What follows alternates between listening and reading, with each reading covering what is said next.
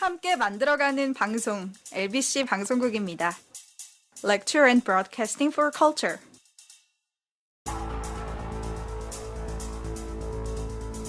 (2008년 4월 19일) 오스트리아의 한 새벽, 한 노년의 남성이 한 여성을 업고 병원에 들어갔다. 응급실을 찾은 그는 이 정체불명의 여성을 치료해달라고 의사들에게 부탁한다. 창백한 얼굴의 여성, 그리고 의식불명의 상태. 의사들은 그녀를 위해서 한 가지 중대한 결정을 내린다. 그러나 치료에만 집중했던 그들은 알지 못했다.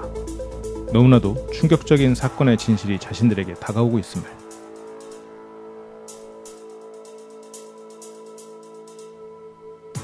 안녕하십니까. 연쇄살인 엑스파일 진행을 맡고 있는 최철 교주입니다. 네, 오설록수입니다. 네, 저희가 오늘은 평일 저녁에 녹음을 하고 있어요. 네. 제가 그래서 발음이 좀 또박또박해진 것 같다는 그냥 개인적인 생각이 들었습니다. 네. 2008년 새벽이면 얼마 안 됐네요. 10년도 채 되지 됐죠. 않은 그렇죠. 사건이네요. 그러니까 뭐 이게 이제 오스트리아다 보니까 네. 오스트레일리아 아니고 오스트리아다 보니까 오스트레일리아는 저기 호주죠. 호주고 네. 오스트리아는 유럽에 있는 빈. 유럽에. 근데 이게 상당히 충격적인 사건이긴 해서 이게 뭔가 알고 계신 분도 있을 것 같다는 생각이 좀 들긴 들었어요. 이걸 쓰면서 시간도 얼마 안 됐고 해서 이 당시면은 뭐 인터넷이 활발하니까. 네. 그렇죠. 네. 2008년이면 2008년 아까 언제였죠? 4월 19일. 4월 19일. 네. 4월 19일. 병원에서 시작을 하네요. 그렇죠. 출발이. 네. 얼마나 충격적인 사건인지 한번 들어봅시다. 예. 아까 소장님께서 오프너에서 말씀하신 것처럼 어떤 정체불명의 남자가 노년의 남자가 한 여성을 업고 들어왔어요. 네. 의사들이 상당히 혼란스러운데 왜냐하면 그 여자의 상태가 정상인이라고 볼 수 없는 그런 극도의 창백한 얼굴을 하고 있었단 말이에요. 근데 그 남성은 자신이 이 여성의 할아버지라고 소개를 하는 거예요. 네네. 뭐 그거에 틀린 얘기는 아니니까. 네네. 그리고 이제 의식을 잃어서 이제 병원에 실려온 거죠. 그래서 할아버지에게 이제 사건 전후를 물어보는 거죠. 왜 이 여성이 이렇게 아픕니까? 라고 물어보니까 딸이 수십 년 전에 가출해서 아마도 어떤 사이비 종파에 들어갔는데 이제 와서야 중병에 걸린 손녀를 자기한테 버리고 갔다라고 얘기를 하는 거예요. 그 할아버지 말이. 그러면서도 그와 동시에 딸이 썼다는 편지 한 통을 들이민 거죠. 아, 그래요? 네. 일단 편지의 내용은 뭐 뒤에 다시 보기로 하고 가장 궁금한 건 이 딸의 신분인데 그렇죠. 뭐 거의 뭐 생명이 위험해 보일 정도로 창백한 여성이라면 영양 상태도 당연히 안 좋았을 것이고 그리고 거의 이제 죽기 직전에 사망의 위험이 있는 그런 정도일 것으로 보이는데 이 여성, 이 누군지가 먼저 좀 알려주셔야 될 것 같아요. 이 여성의 존재부터. 그렇죠. 근데 이 의식을 잃은 처녀, 솔직히 말씀드려서 이 남성의 손녀죠. 네. 손녀라고 자기가 주장을 하니까. 네. 그리고 이제 뭐 이 여성의 어머니는 현재 행방불명의 상태고. 그런데 이 의식을 잃은 처녀의 신분을 의사들이 밝힐 수가 없었어요. 왜냐하면 그 어디에도 출생 신고를 한 흔적이 없고요. 그러다 보니까 그리고 이게 이 여성이 뭔가 이게 누적돼서 아픈 것 같은 모습인 거예요. 의사들이 생각하기에는. 응급실에서 판단하기에는. 그래서 어떤 병인지조차도 이 확진을 내리기가 상당히 어려웠었다고 해요. 현재 그러면 그러니까 이 여성의 신분이 공식적으로 기록된 것이 없다는 그렇죠. 얘기네요. 그래서 의사들이 생각한 방법은 딱 하나예요. 아까 이 노년의 남성이 말한 게 그래도 지금까지는 이 여성이 자신의 어머니인 행방불명의 상태인 자신의 어머니와 함께 있었을 테니까 네네. 적어도 이 어머니는 이 아이가 어디가 아픈지는 알고 있지 않겠느냐라는 게 의사들의 생각이었던 거예요.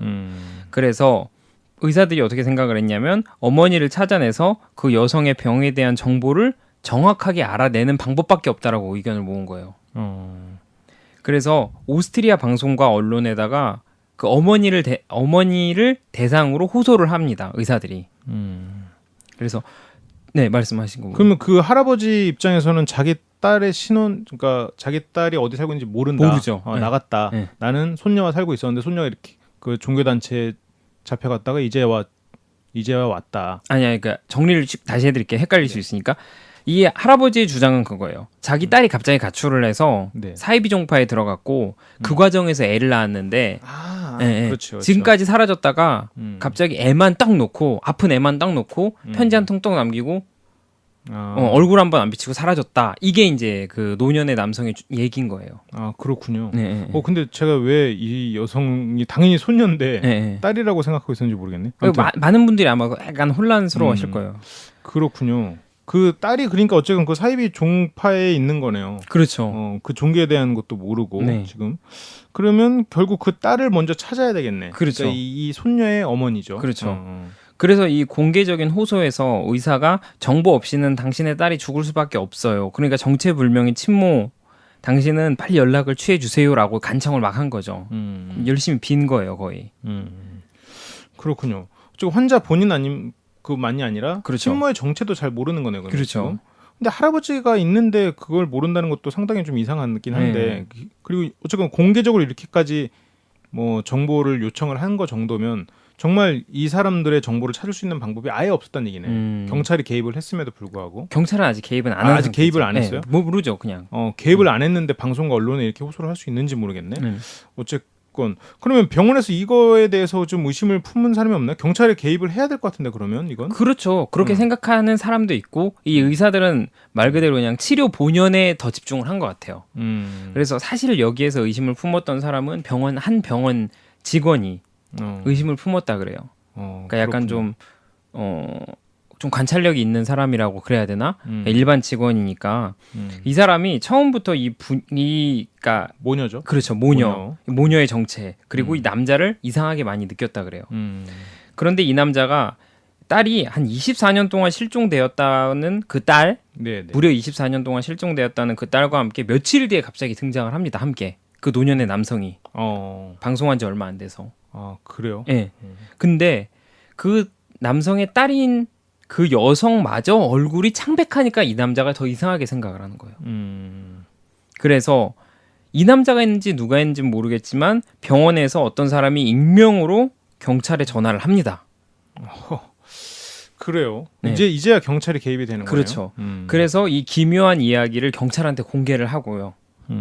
그러면서 오랫동안 실종이라 알려졌던 그 남성의 딸이 이제 어떻게 보면 경찰과 사회 전반적인 그 어떻게 보면 위로 올라온 거죠. 물 밑에 숨어 있다가 이 뭔가 사건으로 보이는 이것이 물 위로 수면 위로 이제 등장을 하게 된 거죠.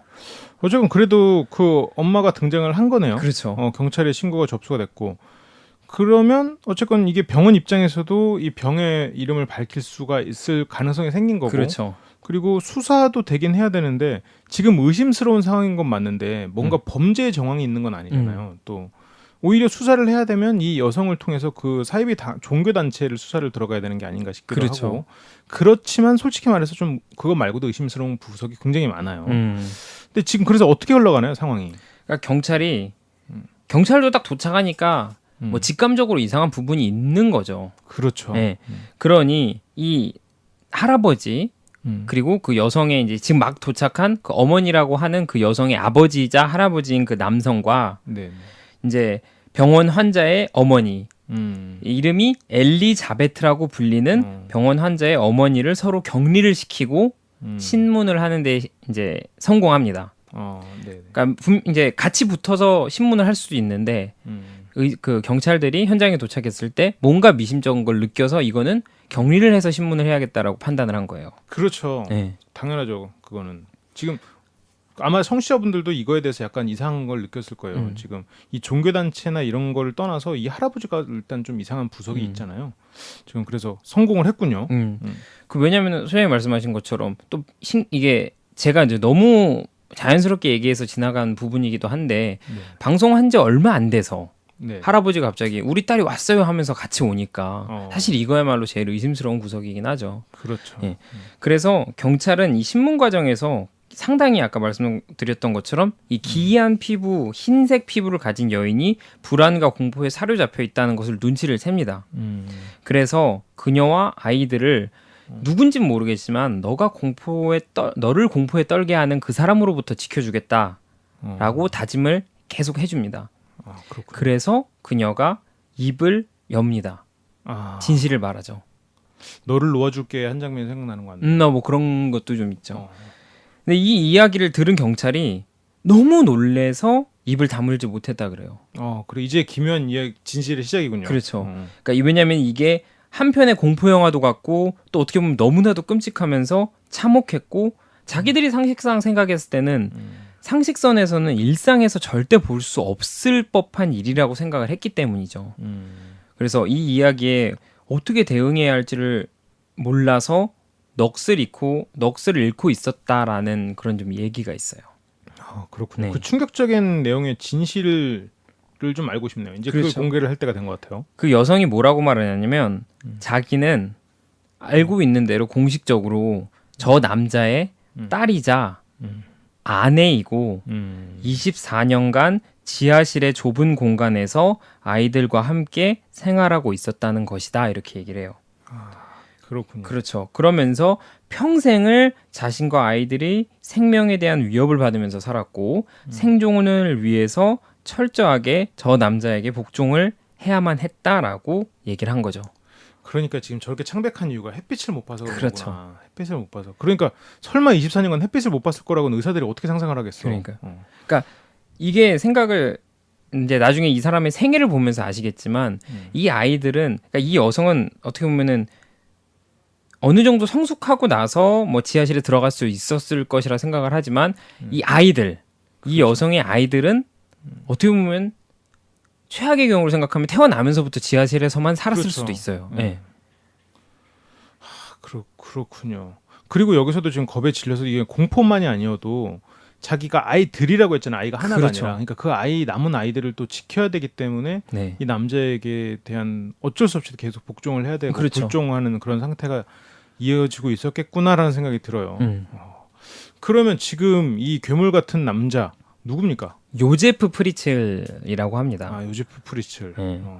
들어본 이름 같기도 하네요. 네. 그리고 이제 뭐 당연히 신문 이후에 이 남자는 체포가 되고요. 바로 네. 돼야죠. 그래서 이 사람이 1935년에 태어났어요. 나이가 굉장히 많네요. 그러니까 노년의 사람인 거죠. 그렇죠. 네. 그러면은 대략적으로 추측을 해보면 이 엘리자베트인 여성이 한 40대였을 가능성이. 73이네요. 그렇죠. 이 사건 네, 당시에. 맞습니다. 상당히 노년이고 그러네요. 엘리자베트 한 40대로 추정이 되고 그 아이는 한 16에서 19살. 네, 그 20몇 년을 감금당했는데 43이면 그 사람도 10대 때. 그렇죠. 네. 엄청나네요. 정말. 그렇습니다. 1935년생 네. 노년의 이 요제프 프리첼 정말 괴물이라고밖에 부를 수 없는. 근데 지금 그럼 이 사람은 연쇄살인마는 아닌 거네요. 그런데 예. 어떤 의미에선 연쇄살인마로 보셔도 무방할 그런 사건이 좀 있긴 있습니다. 그렇군요. 네. 계속 들어보죠. 그러면 1935년에 오스트리아에서 태어났겠죠? 네. 근데 이제 이 사람이 어떻게 보면 사회 전면에 등장을 했죠. 네네. 소위 말해서 괴물이라고 불리는 사람이. 근데 이 사람의 이 괴물 같은 행적이 그리고 이 가문에 대한 가족에 대한 불행이 요제프 프리첼의 범행 또는 탄생이라고 바로 직결되진 않는 거예요. 그 전에 뭐가 있었다는 얘기죠? 그렇죠. 왜냐하면 이 프리첼의 어머니 마리아의 탄생으로부터 사실은 거슬러 올라가야 됩니다. 그래서 프리첼의 외할아버지가 19세기 초에 어떤 불임 여성이랑 결혼을 했어요. 네네. 그런데 아내가 아이를 낳을 수 없다는 것을 안 이 외조부가 그럼에도 불구하고 자녀를 가지고 싶어 했어요. 네. 그러니 할 수 있는 거라고는 혼의 아이를 가질 수밖에 없는 거였죠. 네, 뭐 입양을 하거나 네. 자식을. 그래서 3명의 혼외자를 얻게 됩니다. 그리고 아까 소장님이 말씀하셨던 것처럼 그거를 자기 자식이 아닌 양 입양아로 아내에게 받아들이자고 주장을 합니다. 그렇죠. 그러면 그 집안의 어머니를 빼고 마리아죠. 마리아를 제외하고는 알고 있었던 거네요. 친자인 걸. 그러니까 그 요제프 프리츠의 아버지는 요제프 프리츠가 자기 아들인 걸 알면서 입양아로 꾸민 건가요? 그러니까 요제프 프리츠의 외할아버지죠. 외할아버지. 아직 마리아는 탄생하지 않았습니다. 그렇군요. 네. 두 세대를 거슬러 온 그렇죠, 거구나. 그렇죠. 네. 그렇군요. 그러면 여기서 프리츠의 어머니의 탄생은 비극의 시작이라고 네네네. 말씀을 하시는 거죠. 어떤 점 때문에 그런가요? 그러니까 아까 말씀드렸던 게 이 프리츠의 외할아버지의 하는 행동에 대해서 말씀을 드렸어요. 네네. 그러면서 이 외할아버지, 즉 다시 말해서 어머니였던 마리아의 아버지인 그 남자가 하녀에게서 아이를 하나를 봅니다. 그게 마리아예요. 그런데 이 마리아가 어떤 권위적인 아버지와 그리고 그의 아내의 손에서 큰 거예요. 네네. 그러니까 실상은 친모는 하녀인데 네. 이 마리아가 큰 거는 입양이 되어져서 권위적인 프리츠의 외할아버지 그리고 마리아 본인의 아버지와 그리고 그 아내 아까 말했던 불임인 그 아내의 손에서 큰 거예요. 근데 둘 다 상당히 권위적이었고요. 예. 그래서 이런 어떻게 보면 꼬인 실타래 같은 자신의 운명 때문인지 뭐 마리아는 사실 이 상황이면 남자에 대한 감정과 태도가 부정적이게 형성될 수밖에 없지 않습니까? 뭐 그렇겠죠. 네. 그래서 그만큼 이제 그녀의 아버지 프리츠이면서 프리츠의 외조부 이 사람이 아내와 자식을 다루는 방식이 상당히 사랑이라고는 할 수 없었다라고 해요. 그러니까 권위적이었고 집의 통제력을 이런 것을 많이 발휘하는 그런 남성이었다는 거죠. 그렇군요. 네. 지금 아까 이제 아이들을 입양한 척하면서 데리고 왔던 사람이 이제 프리츠의 외조부죠. 외할아버지고 그렇죠. 그리고 그게 지금 마리아의 아버지인 거고. 네. 근데 그 사람은 자식들을 사랑하지 않았다라는 얘기를 하고 있는 거죠. 그렇죠. 네네. 그럼 마리아는 그 뒤로 어떤 삶을 살길래 그 마리아가 불행의 시작인가요? 결혼을 했겠죠. 일단은 네. 결혼을 했는데 이 마리아의 남편도 아이를 가지기를 원했어요. 네. 그런데 이 마리아도 불임이었던 거예요. 그러니까 불임으로 판정을 받은 거예요. 그래서 부모에게 일어난 비극이 그녀 자신한테도 되물림이 된 거죠. 어떻게 보면. 근데 마리아가 임신을 할 수 없다고 생각한 이 남편이 이 마리아를 버리고 다른 여인을 찾아 나서거든요. 뭐 저는 개인적으로 불임이 딱히 불행이라고 생각하지는 않습니다만 뭐 그렇게 생각하는 사람도 있었겠죠. 이 시대엔. 시기가 아까 말씀하신 거 시기가 좀 오래됐으니까. 그렇죠. 네. 그래서 이런 사건이 그러니까 분명히 이 마리아가 결혼을 했을 때까지만 해도 남자에 대한 부정적인 마음은 있지만 어느 정도의 그런 좀 감정적인 남자에 대한 긍정의 마음은 있었을 거예요. 근데 자기가 불임이라는 것을 남편이 안 순간 남편이 자신을 버리고 떠났다는 그 사실 그게 이미 감정적으로 상처투성이인 마리아를 완전히 그냥 무너뜨려 버린 거죠. 근데 프리츠는 어떻게 나왔을까요? 그렇죠. 이게 중요하죠. 그래서 이 감정이 오히려 증오가 돼버립니다. 남자에 대한 조금이나마 남겨져 있었던 긍정의 마음이 증오로 바뀌고요. 마리아는 입증을 하고 싶었어요. 뭐 어떤 걸 입증하고 자기가 아이를 가질 수 있다는 걸. 그래서 아무 남자, 다른 남자, 아무런 애정과 감정조차 느낄 수 없는 남자와 관계를 맺어서 아이를 임신하게 됩니다. 그 아이가 바로 요제프 프리츠예요. 그렇군요. 어떤 의미로 불임은 아니었던 거죠. 그러네요. 네. 오히려 불임은 그 남자 쪽이었을 수도 있겠네요. 그렇죠. 그러니까 하긴 근데 또 아까 또 외도를 해서 낳은 게 그 외조분은 또 그랬으니까. 네. 그렇군요. 그래서 프리츠는 스스로를 알리바이 아이라고 불렀다고 해요. 악취미네요. 네, 그러니까요. 알리바이 아이라니. 뭐 자신이 어떻게 태어났는지 스스로가 아는 걸로 봐서는 어머니가 너는 이래서 태어났다고 하고 그러면 나는 알리바이를 입증하기 위한 존재구나라고 스스로가 그렇게 그렇죠. 굉장히 오랫동안 어떻게 보면 세뇌를 받은 거잖아요. 네. 그러면 어머니가 얼마만큼 이 아이에 대해서 애정이 없었는가를 알 수 있을 것 그렇죠. 같은 부분이네요. 어떻습니까? 그 요지프 프리츠의 어린 시절, 뭐 아이는 거의 버렸을 것 같은 느낌이 들긴 하는데. 일단은 마리아는 입증을 한 거죠. 자기가 네네. 입증하고 싶어하는 걸. 그렇기 때문에 입증 이후에 프리츠의 그 존재는 마리아에게는 어떻게 보면 짐이었을 뿐이고 그냥 무관심의 대상이었을 뿐이에요. 애초에 애정의 결과물이 아니었으니까. 네네. 그래서 이 마리아는 프리츠리 4살이 되던 해에 남편이랑 갈라서거든요. 근데 이때 남편이 프리츠를 아마 데려간 것 같아요. 왜냐면 그 이후에 발자취를 따라가 보면 자기 친자가 아닌데도 데려갔네요. 그렇죠. 왜냐하면 남편이 2차 세계대전 중에 사망을 하거든요. 그래서 마리아가 어쩔 수 없이 프리츠에게 의식주를 제공하고 프리츠를 이제 뭐 기본적인 것들을 주기 시작한다는 것으로 봤을 때는 아마도 그 아버지가 처음에 데려간 것으로 볼 수 있습니다. 그렇군요. 그러면 언제 이 어머니랑 다시 돌아오게 되나요? 아니면 영원히 어머니 그대로 안 보나요? 아니요, 어머니랑 붙어 있었어요. 붙어 의식주를 그러니까 제가 말씀드렸던 의식주만 제공했다는 거는 의식주를 제공하지만 어머니로서의 애착은 전혀 주지 않았다는 거예요. 사랑, 관심 그런 거는 이 여성한테는 존재하지도 않았던 거죠. 그러다 보니 프리츠는 비쩍 말랐고 애정이 고팠고 많은 병마를 겪습니다. 그러나 그러니까 그의 어머니인 마리아에게는 절대 어떠한 불평도 하지 않았고요. 금기시 되다시피 한 그 아버지의 이야기를 입에 담지 않습니다. 뭔가 감정의 완벽한 억압이네요. 그렇죠. 그러니까 어떻게 보면 본능적인 그 눈치로만 살아남고 있는 거죠. 그러네요. 그러다 보니 어린 시절이 참혹했고 냉혹했고 외로웠고 그리고 엄격한 규율과 회초리 속에서만 살게 된 거죠. 그렇군요. 이때 당시를 뭐 회상한 얘기나 그런 거 있었나요? 혹시? 그러니까 뭐 어머니는 나를 때리고 바닥에 쓰러져 피를 흘릴 때까지 뭐 그랬다. 그리고 나는 어머니가 무서웠고 그 예측할 수 없는 행동에 너무나도 겁이 났다. 그 맞을 때마다 나는 몸서리를 칠 수밖에 없었다라고 나중에 이제 정신 분석 학자한테 회고한다고 합니다. 그래요. 뭐 이거 말릴 사람도 없었겠네요. 이런 정도 가족 구조 구성이면, 그러니까 가족 구성원이면. 일단 두 가지 이유가 있는데 첫 번째는 시절이 예. 당시 사회가 조금 엄하게 키우는 것을 좋은 교육 방법이라고 여겼던 시절이라 그래요. 그래서 어떻게 보면 그게 부모의 당연한 권리로 받아들여졌기 때문에 주변에서 뭐 안 말렸다. 그래서 현대의 관점으로 좀 보면 이해가 안 될 수도 있고요. 근데 물론 그럼에도 프리첼이 당했던 학대는 훨씬 더 열악했고 훨씬 심했고 가혹했던 거죠. 그렇겠죠. 뭐 그게 어떻게 보면 당연하게 또 받아들여졌으니까 그 어머니는 더더욱 그랬을 거고. 그렇죠. 이게 아까 이제 연쇄살인범 우리가 얘기를 하다 연쇄살인의 행적도 있다라고 말씀을 하셨는데 네. 지금 보통 연쇄살인마들의 키워드 중에 하나가 약간 고립이잖아요. 그렇죠. 혼자 남게 되는 거.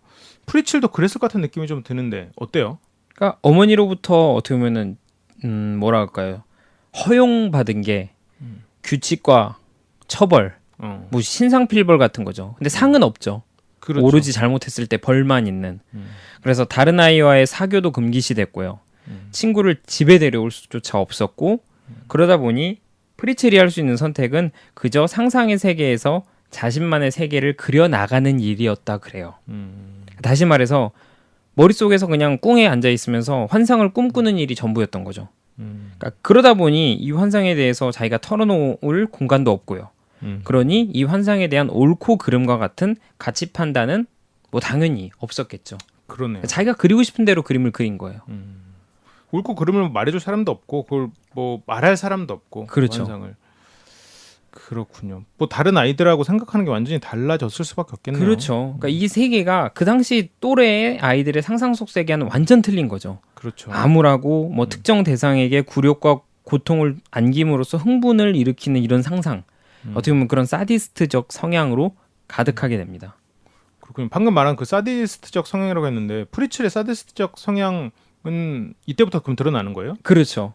나중에 이제 아예 표방이 되고 그 전까지 약간 좀 억압되어 있는 이 환상도 좀 억압되어 있는 모습이 있는데 이 사람의 사디스트적 성향은 평생 동안 사랑과 친밀을 희생자에 대한 통제와 어떻게 보면 그런 폭력과 혼동했다라는 거예요. 그렇죠. 네. 그래도 그러니까 마음속에서 네. 어머니는 날 사랑해 이런 생각을 했어야 그렇죠. 되니까. 네.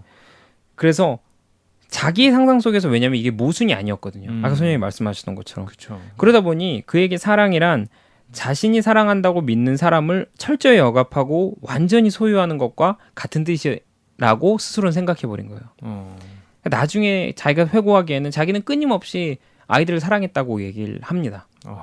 그렇군요. 이게 참 어디서부터 이게 잘못된 건지 정확히는 모르겠지만 이 어머니에 대한 얘기, 아들을 밀어낸 어머니잖아요. 이 마리아에 대한 얘기를 조금 더 혹시 해줄 수 있는 게 있나요? 그러니까 프리첼 자체는 어머니에게 적극적으로 다가가진 않았지만 네. 어머니한테 분명 다가가고 싶은 마음은 있었을 거예요. 근데 어머니로부터 계속 밀쳐진 거죠. 그래서 프리첼의 내면에서 생긴 거는 자신이 원하는 사랑은 쟁취해야 된다는 어떻게 보면 일종의 강박이 생기게 됩니다. 그 쟁취라는 표현이 그렇게 쓰이니까 정말 이상하네요. 그렇죠. 그래서 그게 무슨 말이냐면 자신이 원하는 사랑을 폭력을 써서라도 취하겠다는 그런 열망 같은 게 생겨버린 거예요. 그래서 어머니가 자신을 언제라도 거부하고 밀어낼 수 있다는 그 두려움은 자신의 특정 애착 대상을 자신에게 속박시키려는 환상으로 직결이 되고 이게 바뀌어버립니다. 그래서 어떻게 보면 후일을 위해서 하나의 어떻게 보면 암살자처럼 자신의 목표를 달성할 수 있는 힘과 상황과 조건이 오기를 기다립니다. 그렇군요. 그러면 그 힘을 다 길렀을 때 방금 암살자처럼이라고 했는데 네. 뭔가 그 이 사람이 행동할 것을 암시하는 느낌이 좀 들어요. 그렇죠. 뭘 했길래 그런 지금 얘기를 꺼내신 겁니까? 어떤 상황이 힘을 길렀을지를 생각을 해보면 예. 지금은 자기가 어머니보다 힘이 약해요. 네네. 근데 어느 순간 자기가 어머니보다 힘이 넘어서는 순간이 오겠죠. 네. 그게 그러니까 뭐랄까 시간의 흐름이잖아요. 네네. 몇십 년이 지난 뒤에 어머니가 늙자 네. 아내와 자식들이 사는 자신의 집으로 어머니를 데려옵니다. 아 이때는 정상적인 결혼을 한 거예요? 그렇죠. 그리고 창문 하나 없는 공간에 어머니를 가둡니다. 그래서 1980년 그 어머니 마리아가 사망할 때까지 홀로 갇혀 지냅니다. 1980년이면 그 아까 말한 첫 번째 희생자가 납치되기 몇 년 전이네요. 그렇죠. 어머니가 그러면 죽고 거기 그 자리를 이 사람들로 채웠다는 건데 그러면 결국 마리아가 첫 번째 감금 대상자네요. 그렇죠. 첫 번째 환상의 희생자인 거죠. 아, 환상의 희생자라고 볼 수 있겠네요.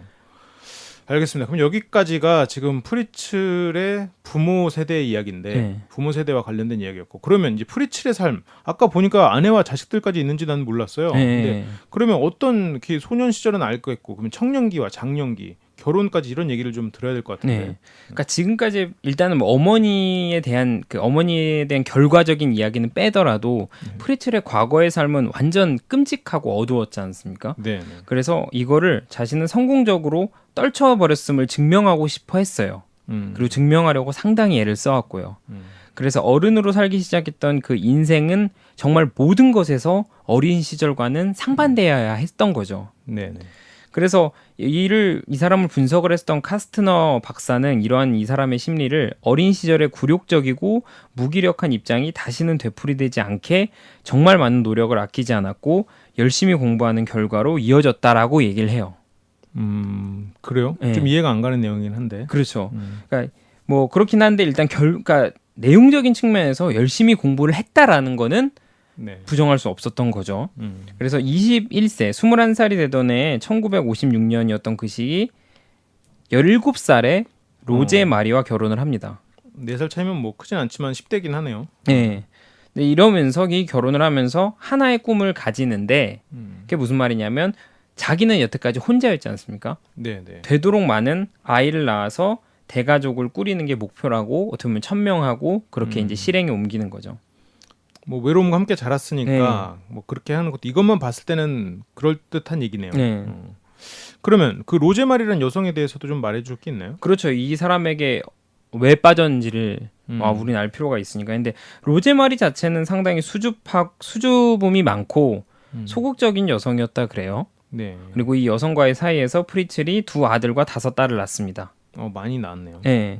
그래서 어떻게 생각하면은 프리츠의 꿈은 이루어져 가는 것일 수도 있어요. 네. 지금까지만 보면 그러면은 여기까지만 들었고 그냥 저희가 앞에 이야기를 모르면 프리츠는 그래서 뭔가 성공하는 삶을 살아서 대가족을 이루고 살았구나 라고 끝이 날 것 같은데 그의 꿈이 이것만이 아니었던 거죠. 뭐냐, 프리츠리 자신이 겪었던 엄격함과 매질을 그대로 자녀에게 보여줍니다. 이게 참 이런 굴레를 끊기가 쉽지가 않아요. 그러니까요. 그래서 그 말씀하셨던 그 굴레를 아이들에게 똑같이 보여주고 있는 거죠. 그러네요. 그러면 여기서 이제 프리츠리 이중적인 태도를 보였다라고 볼 수 있을까요? 아니면 그냥 이 사람은 원래 그냥 항상 그렇게 폭력적인 사람이었나? 근데 이후에 이제 말씀드리겠지만 성공적인 결혼 생활, 그러니까 결혼까지 성공적으로 이어지고 어느 정도 부를 가지고 있었다라는 측면에서 이 사람은 이중적인 생활, 태도 이런 걸 가지고 있는데 일단 뭐 집안의 자신의 출신 때문인지는 몰라도 프리츠리 전기기술 교육을 받으면서 회사에서 전기기술자로 일했고 시멘트 회사의 경영 책임자의 자리에 오르기도 해요. 상당한 능력을 보인 거죠. 그러네요. 네. 그러던 중에 1971년에 사표를 내고 어떤 시멘트 관 제조 회사의 대표이사의 자리에 오르게 됩니다. 그리고 뭔가 건설이나 이런 쪽 일을 계속 하긴 했네요. 네. 그래서 1995년 은퇴까지 계속 이제 이사 자리에 재직을 한 거죠. 뭐 상당한 부를 당연히 거머쥐었을 거고. 그러네요. 네. 근데 중요한 게 이 오랜 세월 동안 아까 말씀드렸던 70년에서부터 95년까지 어머니라는 그거 빼면은 특이점을 보이지 않았다는 거예요. 특히 이제 회사나 사회에서는. 네네. 그러니까 사람들이 말하기를 뭐 지나칠 정도의 통제욕을 보여주면서 이제 그런 것으로 유명하긴 했지만, 그러니까 그러면서 엄격하게 규칙을 적용하기로도 유명했지만, 그래도 그 모습이 사디스트는 아니었던 거죠. 그렇겠죠. 네. 그런 면에서 이중적인 느낌은 있네요. 네. 그래서 이제 회고되는 부분은 성실하고 열정이 넘치며 똑똑했다 이런 게 이제 동료들의 묘사고, 근데 뭐 의미심장한 부분도 있어요. 구두는 늘 반짝였고 넥타이가 삐딱한 적도 전혀 없었고, 뭐 이건 이제 그냥 비유니까 외교관 같았다. 아주 상냥한 남자여서 회사의 모든 여자들이 이상형으로 여겼다. 뭐 이런 부분이 상당히 놀라운 부분이네요. 그렇죠. 노년의 신사네요. 노년의 신사 그렇죠. 느낌. 나이가 들어서는 네. 젊어서는 더 인기가 있었을 테고. 네. 그래서 직장 생활 외에도 비즈니스적인 부분에서 상당히 능력이 있었는지 부동산도 상당히 많이 가지고 있었다 하고, 펜션과 게스트하우스를 아내에게 차려줘서 운영하기도 맡겼다 해요. 그러면 뭐 억만장자이고 실제 이 사람의 재산이 어느 정도 되는지 예측할 수 없었던 거죠. 그러네.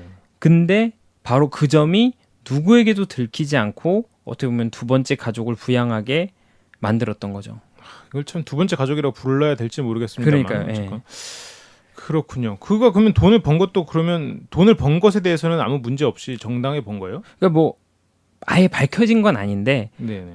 이제 의심이 가는 부분이 하나 있었다 그래요. 그러니까 1982년에 게스트하우스에 방화를 한 혐의, 그러니까 자신의 게스트하우스에 보험금을 위해서 방화를 한 혐의를 받기도 했다. 자작극 의심을 받는데 뭐 밝혀진 건 아니니까. 그렇군요. 네.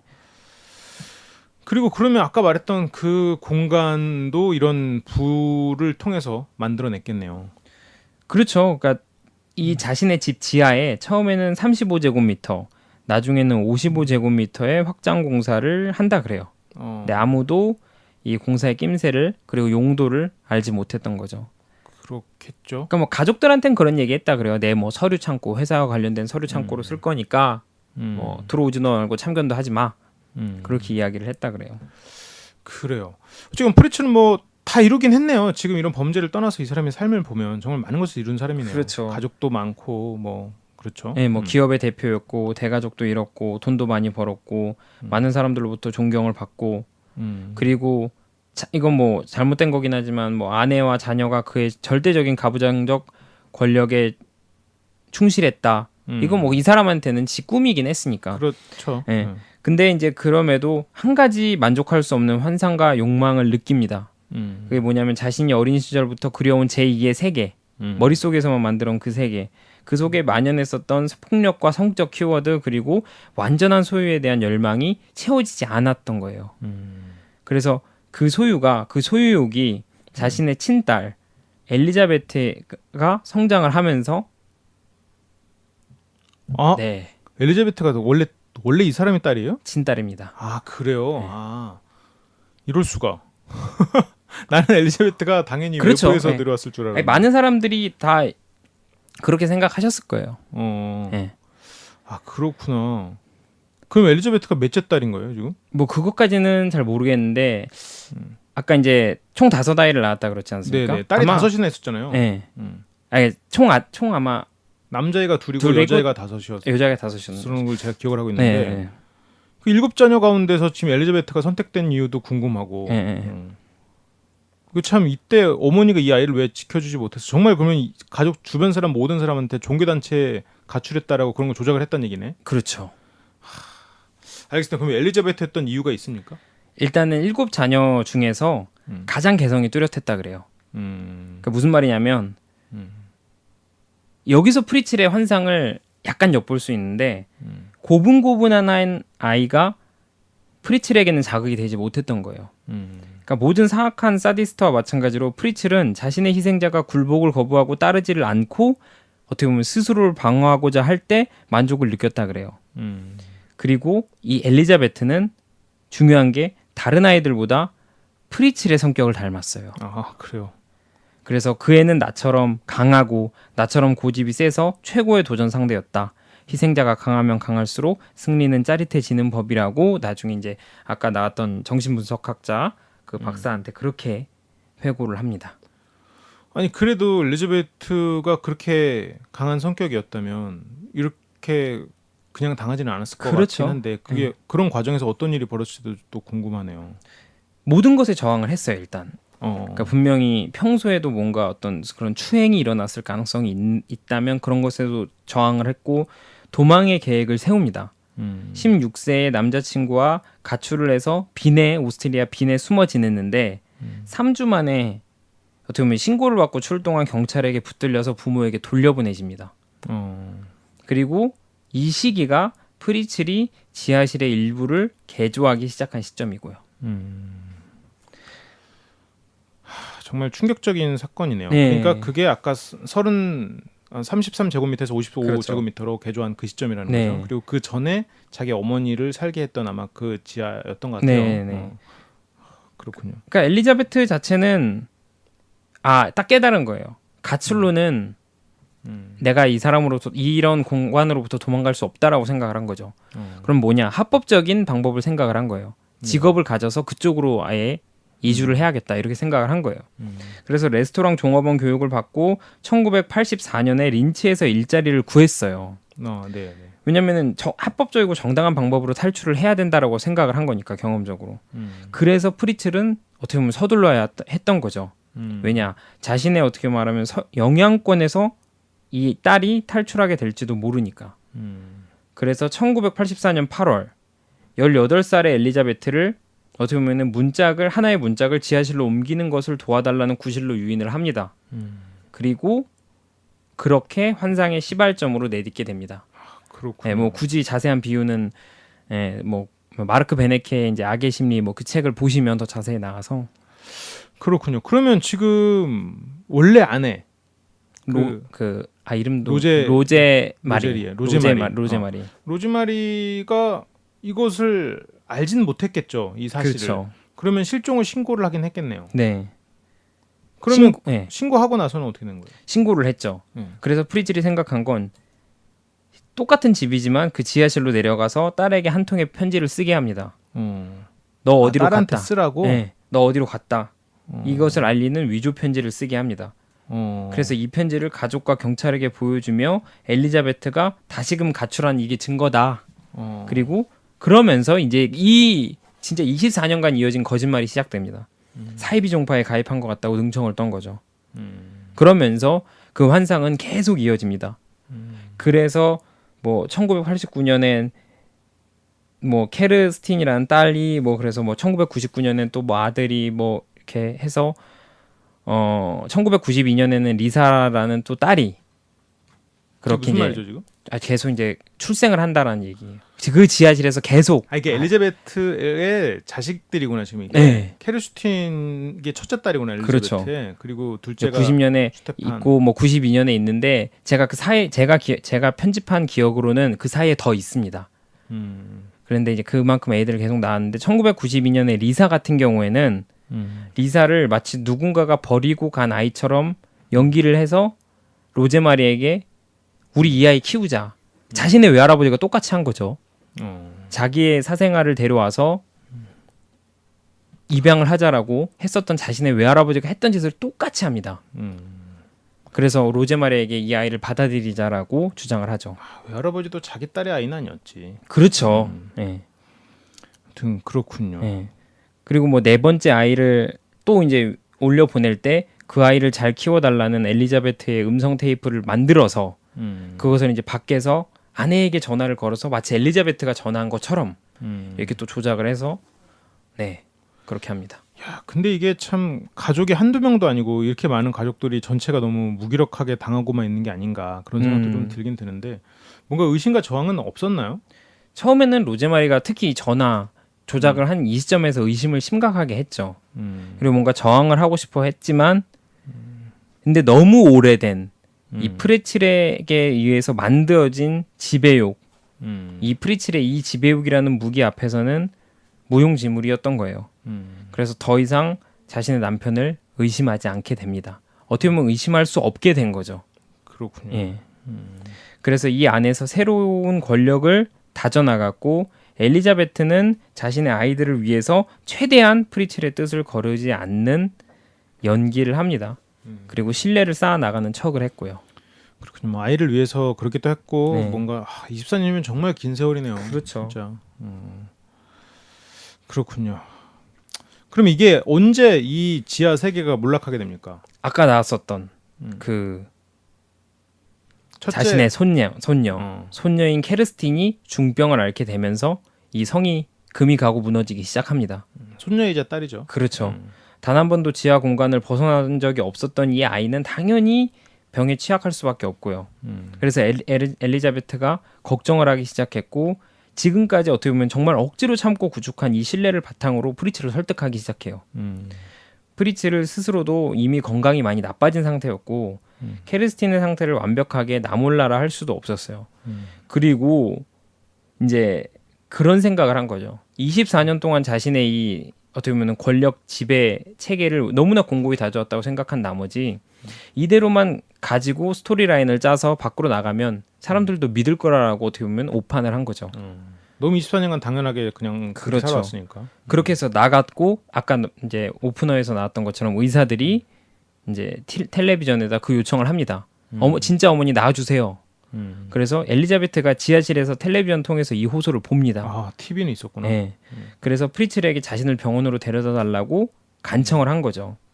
그래서 이제 계획을 짠 거예요. 네. 계획을 짰는데 이제 사실상 상식이 있는 범죄자라면 이런 걸 실행에 옮기지 않았을 계획인데 이미 뭐 24년간 스스로를 너무 맹신한 나머지 이걸 옮겨버린 거죠. 어떻게 보면 잘된 일인 거죠. 모든 사람의 입장에서. 그래서 그렇게 해서 병원을 향했고 그 결과 환상의 세계는 이제 무너진 거죠. 그렇군요. 네. 그렇게 그러니까 이게 너무 당연하게 여겨져 버린 거야, 이상한 일을. 네. 그럼 어쨌건 체포가 됐네요. 네. 체포가 되네요. 정말 그건 당연히 일인데 너무나 오랫동안 많은 사람들이 고통을 받았네요. 그리고 다행히도 엘리자베트는 살아남았을 것 같고 네. 체포 이후의 이야기와 그 살아남은 사람들의 나머지 이야기가 혹시 있나요? 네, 엘리자베트랑 그녀의 아이들은 이제 암슈테텐에 이제 국립병원으로 보내졌고 그곳에서 한 8달 동안 머무르면서 의사와 그리고 이제 심리학자들의 돌봄을 받습니다. 그래서 2008년 12월에 퇴원을 했고 새로운 신분과 함께 새로운 삶을 시작하게 됐다 그래요. 그래요. 네. 퇴원을 그래도 금방 했네요. 네. 근데 이제 아까 이제 안타까운 점이면서 여기서 이제 이 사람이 왜 연쇄살인 범주에 들어갈 수도 있다라고 제가 얘기를 했냐면 네. 그 이제 아까 뭐 아이들을 많이 낳았습니다. 제가 이제 다 일일이 열거하진 않았지만 아이들을 정말 많이 낳았는데 그 과정에서 이 열악한 환경을 이기지 못하고 안타깝게 죽은 아이들이 있어요. 그래서 제가 봤을 때는 어떻게 보면 이 사람은 연쇄살인 범일 수도 있겠다라고 얘기를 말씀을 드린 거였어요. 네. 그러네요. 그렇게 볼 수 있는 거죠. 뭐 반면에 요제프 프리츠는 체포된 뒤에 가족 누구도 다시 못 봅니다. 자신의 이제 진짜 가족, 그러니까 진짜 아내, 정말 로제마리아 그 진짜 자식들 그리고 엘리자베트와 그 자식들, 뭐 두 세계와 두 가족 이런 이제 아무도 당연한 거겠지만 이 사람 찾아오지 않고, 네, 끔찍한 사람이고 버림받는 게 아닐까, 자신의 사람에게 버림받는 게 아닐까 두려워하는 그 두려움을 가졌던 남자에게 진짜 최악의 악몽이 현실처럼 다가온 거죠. 뭐 좋은 표현이네요. 네. 항상 버림받을 걸 두려워한 사람이었다라는 네. 거는 정말 좋은. 근데 이제 뭐 진짜 이제 그게 현실이 된 거죠. 뭐 그래서 이제 자신이 구축했던 두 세계는 아예 이제 한순간에 무너졌고, 뭐 어떻게 보면 권성징악은 맞죠. 근데 그럼에도 자기 편한 것만 인정을 했다 그래요. 나머지 뭐 깨끗하게 무시해버리고. 그러니까 무슨 얘기냐면 가족들이 자신을 보고 싶어 하지 않는다는 거를 사실로 믿지 않고 자신에게는 다가올 가족이 없다는 이제 아예 말도 안 되는 사실로 치부해버린 거예요. 그러니까 무슨 말이냐면 자신을 보고 싶어 하지 않는 가족은 아예 가족이 아닌 거야. 이렇게 생각을 해버린 거예요. 그러니까 나는 아예 가족이 없어요. 당신 아무도 안 찾아보네요. 이게 아니라 나는 아예 가족이 없어요. 이렇게. 그러면서도 이제 아까 말씀드렸던 것처럼 그 자신의 아내나 아이들이 여전히 자신을 사랑하고 있다. 이렇게 얘기를 하면서 내 꿈은 살아서 여기를 나가는 것이다. 나중에 나는 기꺼운 마음으로 아내를 돌볼 생각이다. 뭐 그러니까 요따이 소리를 합니다. 제가 항상 돌봤다고 생각하는 거 아니에요? 그렇죠. 그러니까 그 이제 제가 이제 참조한 마르크 베네케 그 책을 보면 정말로 말도 안 되게 자기는 끝까지 돌봤다라고 얘기를 하는 장면이 나옵니다. 그렇군요. 뭐 편지를 쓰거나 그러기도 하진 않았어요? 편지 뭐 썼죠. 엄청 많이 그래요? 씁니다. 근데 답장은 당연히 오지 않았고요. 음.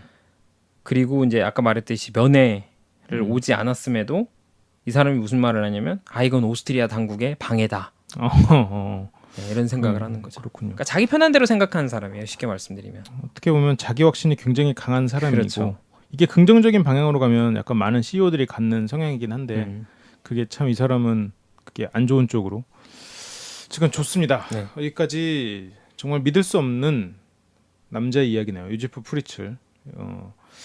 그러면 요제프 프리츠에 대한 분석 혹시 들려주실 만한 게 있을까요? 네, 뭐 세 가지 정도로 좀 했는데 첫 번째가 이제 포로 그리고 이제 속박과 통제에 대한 얘기인데 어린 시절의 체험 때문인지 이 사람은 이제 자신 역시도 일종의 포로처럼 많이 다룬 경향이 있어요.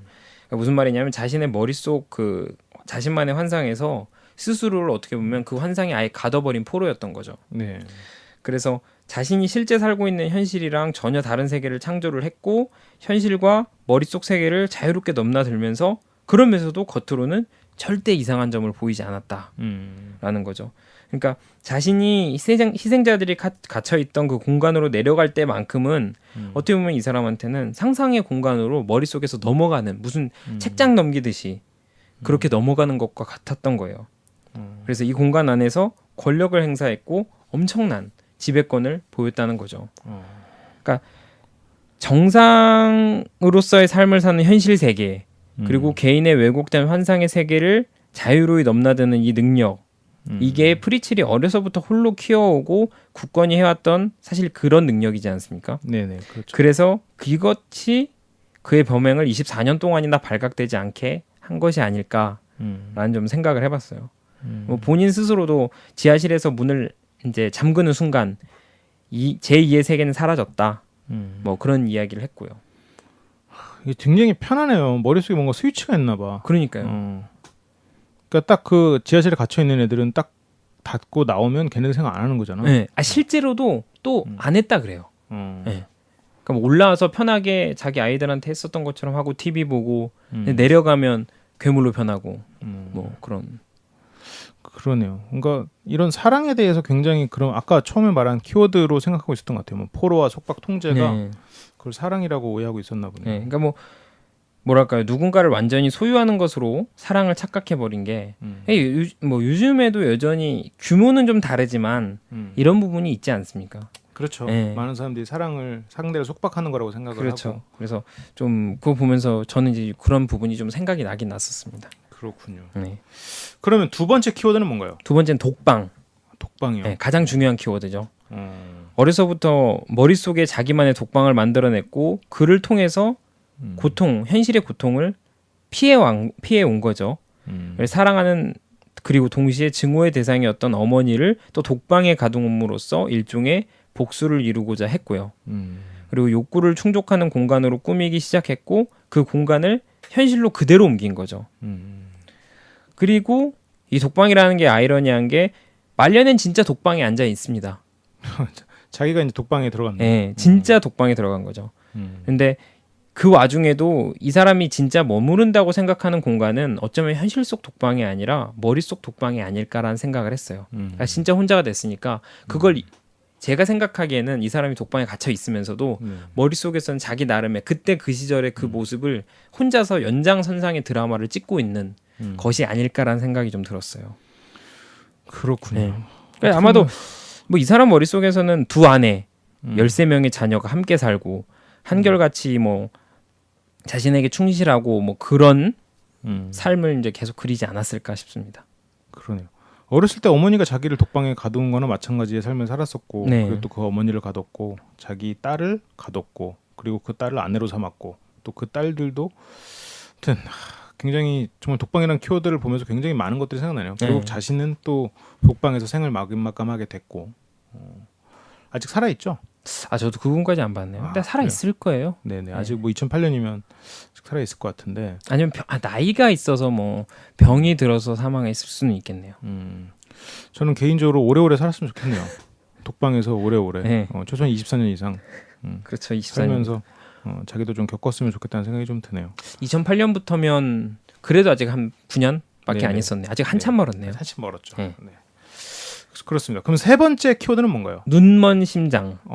시적인 표현이네요. 예, 뭐 이건 이제 마르크 베네케 그 책에도 나왔었던 부분이라 좀 발췌를 했는데 다른 사람의 감정을 헤아릴 줄 알며 상대방의 호의를 감사하게 받아들이고 다시금 호의를 베푸는 일. 이건 이제 대다수의 인간들에게 당연한 일이에요. 그렇죠. 예, 뭐 설령 좀 부족하더라도 많은 사람들이 실제로 해내고 있습니다. 그렇죠. 예.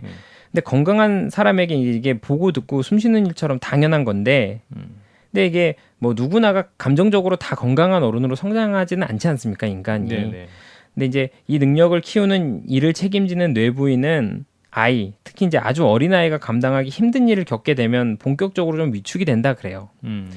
그래서 이런 아이들이 감정을 컨트롤하는데 어려움을 겪게 되고 하지만 그 중에서 프리첼과 같은 타인의 감정을 전혀 모르는 이기적인 사디스트가 되는 확률은 정말 낮지만 정말 그 낮은 확률을 뚫고 프리첼과 같은 아이가 만들어진다라는 거예요. 그래서 이런 아이들은 공감, 감정이입 따위는 없는 그리고 이런 능력을 어떻게 보면 키울 기회 자체를 갖지 못했기 때문에 생길 수밖에 없었던 존재라는 거죠.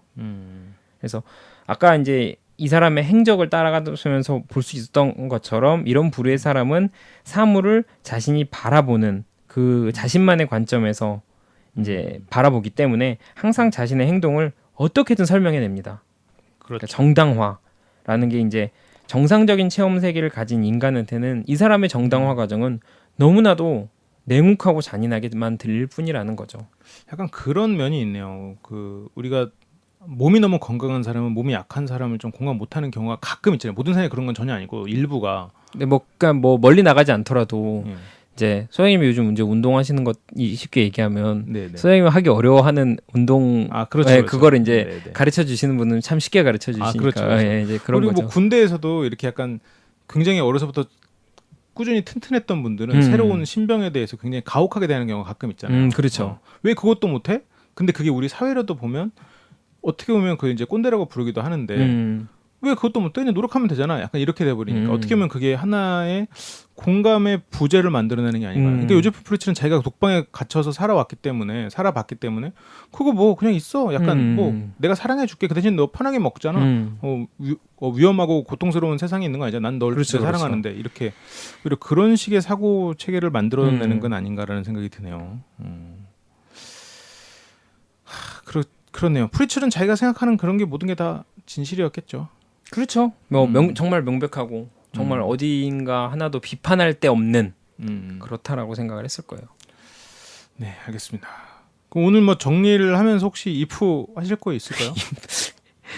얘한테 if의 차이가 지난주 곤잘레스 자매도 그렇고 얘한테 if를 정말 붙이기가 너무 어렵네요. 그러니까요. 이건 참 어떻게 if를 할 게 없네, 이 사람은. 그러니까 더 끔찍한 if밖에 생각이 안 나더라고요. 뭐. 그러니까요. 네, 여기서 근데 이제 기타 이야기로 잠깐 먼저 말씀을 드리면 실제로 1967년 32살에 이제 프리첼이 이제 이미 결혼한 상태지 않습니까? 네, 그때 이제 24살의 여성이 사는 집에 침입해서 성적 범죄를 저질러서 18개월의 실형을 살았어요. 아, 그래요? 네, 근데 이제 이 형벌이 환상 실현에 대한 욕구를 억제시켜 따는 게 좀 많은 사람들의 판단이에요. 그래서 희생자를 물색하는 일을 막아줬다라고 하거든요. 그래서 아예 이게 18개월이 아니라 근데 더 길어졌으면 더 문제였을라나? 아니, 벌을 받았다는 건 좋은 거예요, 어쨌건. 근데 이제 이 사람 같은 지금 생각 체계면 18개월이 아니라 더 길어져서 뭐 한 10년을 받았다. 그럼 10년 동안 혼자서 머릿속에서 더 환상을 키워나갔을 것 같아서. 그럴 수 있죠. 그렇군요. 이 사람의 어떻게 보면 좋은 if가 나오려면 아예 그 윗세대 마리아의 어떤 어머니 세대의 이야기를 해야 될 것 같아요. 그렇군요.